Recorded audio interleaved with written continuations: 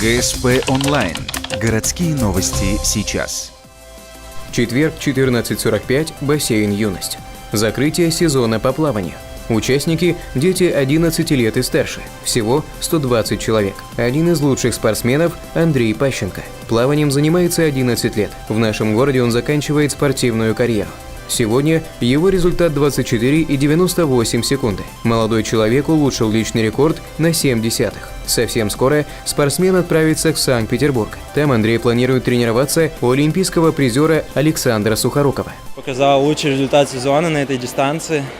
Долго с начала сезона где-то не мог побить абсолютный рекорд, проплыть по мастеру. Наконец-то 50 дельфин мне поддался по мастеру, я проплыл его, очень рад. Спортсмены выступают на 8 дистанциях. Участникам соревнований предстоит проплыть 50, 100, 200, 800 и 1500 метров. 22 мая пройдет награждение.